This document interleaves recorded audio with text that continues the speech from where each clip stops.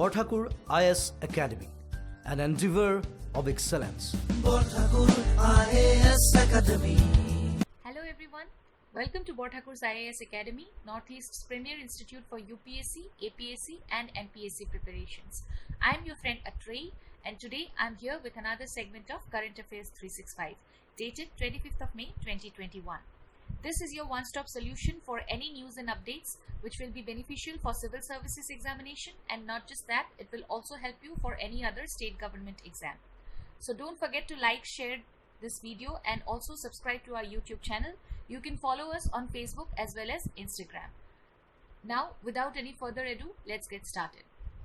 Now, coming to the first news of the day, it is about the Protected Planet Report 2020, and this report has been made towards the ambitious goals agreed by the countries in 2010 at the United Nations Convention on Biological Diversity. Yesterday also I have discussed the Convention on Biological Diversity, and this is a legally binding treaty which has been in force since the year 1993. Now, if we come to this particular report, first of all, the reports of Protected Planet, these are released by the United Nations Environment Programme, World Conservation Monitoring Center and the International Union for the Conservation of Nature. They take the support from the National Geographic Society, and these reports, they are biennial landmark publications which assess the state of protected and conserved areas in and around the world. And the report is the first one in the series which will include data on the OECM, that is other effective area based conservation measures. And OECMs, these are conservation designations for areas which achieve the effective in situ conservation of biodiversity outside the protected areas. The 2020 edition, it provides the final report on the status of IG Biodiversity Target 11. I hope you have all heard of this particular target, IG Biodiversity Target 11. It is aimed to conserve 17% of land and inland water ecosystems and 10% of the coastal waters and oceans by 2020. The findings of this report, it includes increase in protected area. Okay, as in this report we can see that as many as around 82% of the nations and territories, they have increased their share of protected area and the OECM since 2010. And the protected areas, they cover almost around 21 million square kilometer. This has been added to the global network. Okay, there has been also a significant increase in the OECMs since they were first recorded in 2019, and now if we have a look at the data, then an addition of 1.6 million square kilometer has been done to the global network. Now, if we have a look at the protected areas in India, in our country, then here the areas are regions, protected areas. These are regions or zones of land or sea which are given certain levels of protection for conservation of the biodiversity and also socio-environmental values. In these areas, human intervention and exploitation of the resources are all limited. India has a network of around 903 protected areas that covers 5% of its total geographic area. And India has the following kinds of protected areas in the sense of the word which has been designated by the IUCN. They are the national parks, wildlife sanctuaries, biosphere reserves, reserved and protected forests, conservation reserves and the community reserves, along with the private protected areas. Now, moving ahead to the second news, it is regarding the National Green Tribunal's decision to uphold the rights of the Maldharis or the pastoralists in the Banni grassland. The National Green Tribunal, they have ordered that all the encroachments are to be removed from the Gujarat's Banni grassland area within the next 6 months. And the court, they also said that the Maldharis or pastoralists, they will continue to hold the right to conserve the community forest in this area, which has been granted to them as per the provisions of the Section 3 of Forest Rights Act 2006. We all have heard of National Green Tribunal. It is a specialized body which was set up under the National Green Tribunal Act of 2010, and its main objective is effective and expeditious disposal of the cases which are related to national environmental protection and conservation of the forest and other natural resources. NGT, it is mainly mandated to make the disposal of applications or any appeal related to environment within the 6 months of filing of the same. and NGT mainly has 5 places of sittings, and New Delhi is the principal place of sitting, and the other 4 it includes Bhopal, Pune, Kolkata and Chennai. Now about the Banni grassland. Banni, it is the largest grassland area which is of Asia, which is situated near the Run of Kutch region of Gujarat, and it spreads over around 2,618 kilometers, which accounts for almost 45% of the pastures in Gujarat. The ecosystem mainly are of 2 different types, wetlands and grasslands, and some are mixed side by side in the Banni region.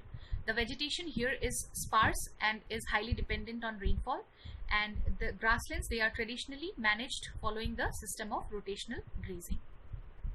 This region, it is dominated by some low growing plants, forbs and graminoids, and mainly these are halophytes. Halophytes means those plants which are salt tolerant, and they also contain some scattered tree covers and scrub. The Maldharis, these are the tribal herdsman community which inhabitates in the Banni region, okay, Banni grasslands, and originally they were nomads who came to be known as Maldharis after they settled in the Junagarh area, mainly in the Gir forest. Literal meaning of Maldhari is keeper of the animal stock, and the livestock, they includes sheep, goats, cows, buffalo and the camels. The Gir Forest National Park, it is a home to around 8,400 Maldharis. The third news is about the Conference of Parties 28th session, and United Arab Emirates, they recently announced an offer to host the 28th session to the United Nations Framework Convention on Climate Change in Abu Dhabi in the year 2023. COP26, it was postponed in 2020 because of the global pandemic, and now it is all set to take place in Glasgow, UK in November this year.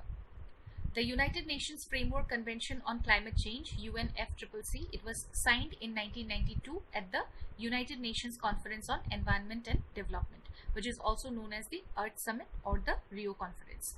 India is among the few selected nations which have which got the opportunity to host the COP of all the 3 Rio Conventions on climate change, biodiversity and land.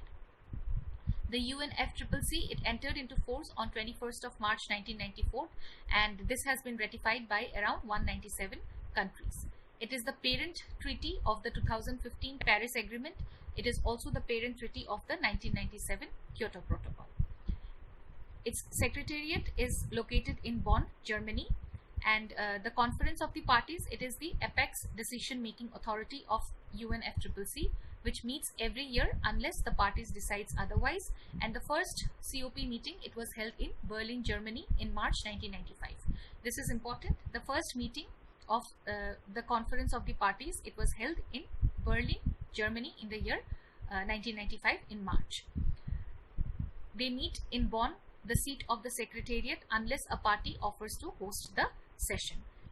So the next news is important from the GS paper 2 perspective. Okay, it will be covered under agriculture, food security, cropping patterns, etc. This is about the Kharif strategy of 2021. The Ministry of Agriculture and Farmers Welfare, they have formulated the Kharif strategy of 2021 in order to achieve self-sufficiency in edible oils. Kharif season, it is the season where crops are sown between the months of June and July, and they are harvested between the months of September and October. The crops includes rice, maize, jowar, cotton, jute, groundnut, soybean, etc. And the states which are engaged in Kharif crops production, they are Assam, West Bengal, coastal regions of Orissa, Andhra Pradesh, Telangana, etc. Now, this particular strategy of 2021, it is a plan for free distribution of high yielding varieties of the seeds in the form of some mini kits to the farmers. This strategy is focused both on the areas of productivity and enhancement, which has been formulated for specifically soybean and groundnut. This has been done under the National Food Security Mission, oilseeds and oil palm. Now, the National Food Security Mission, its main objective is augmenting the availability of edible oils and also to reduce the import of edible oil. This can be done by increasing the production and productivity of oilseeds and the oil palm. Oilseeds, these are the crops which are the second most important determinant of the agricultural economy next to cereals within the segment of field crops. And the self-sufficiency in oilseeds, it was attained through the Yellow Revolution during the early 1990s, but it could not be sustained beyond a short period. Oilseed crops, they are mainly grown for the purpose of obtaining vegetable oils from them, and the oil content in them, it varies from 20% in soybeans to around 40% in the sunflowers and canola. India is able to produce a huge amount of oilseeds mainly because of the favorable environmental conditions, and some of the important oilseeds that India is known to produce are castor seed, sesame, canola, groundnut, mustard, soybean, linseed, etc. Despite being the 5th largest oilseed crop producing country in the world, India is also one of the largest importers of vegetable oils today. The next news is a matter of concern for India, as China has recently completed the construction of a highway which is significantly strategic as it enables greater access to the remote areas along the disputed border of Arunachal Pradesh in India. The construction of this highway, it began in 2014 and it forms a part of a wider infrastructure push in the border areas of Tibet. This highway, it passes through the Grand Canyon of the Brahmaputra river, which is known as 𝐻𝐽𝐽 in Tibet.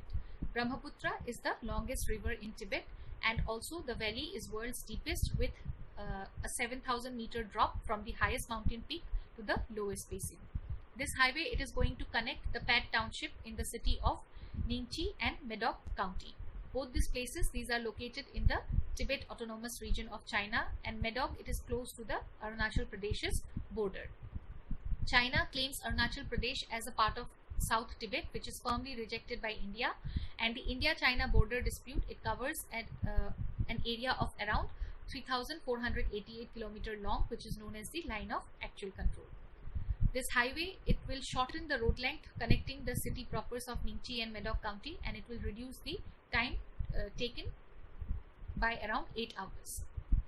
There are some other strategic constructional activities which are conducted by China, which includes the construction of railway lines. Okay, in 2020, China began the work on a strategically significant railway line that will link the Sichuan province with Ningchi in Tibet, which lies close to the Arunachal Pradesh's border.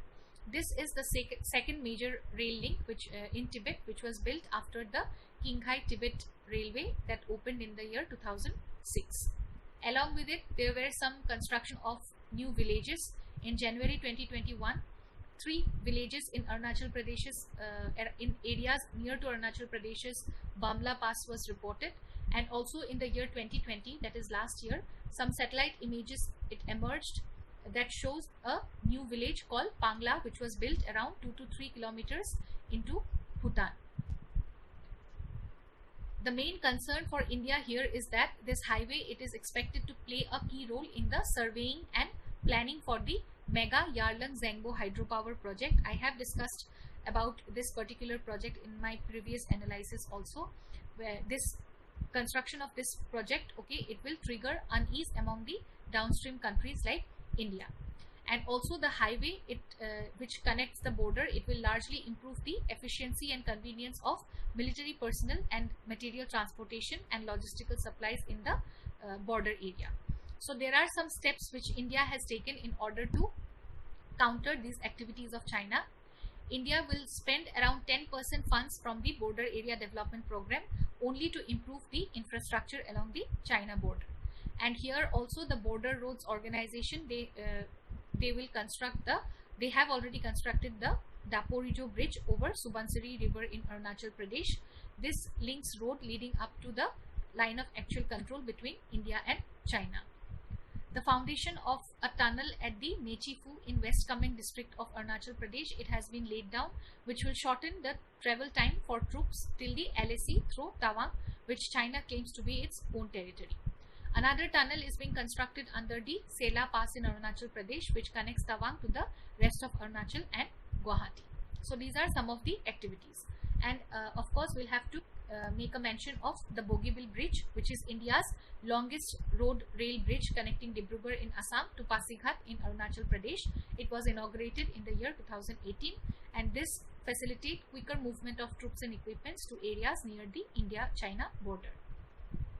India will have to keep an eye for any developmental activities in China near its border in order to protect its own interest, and further it will also have to start building new infrastructure in the difficult border areas of the territory, which will ensure movement of military personnel and other logistical supplies in an efficient manner.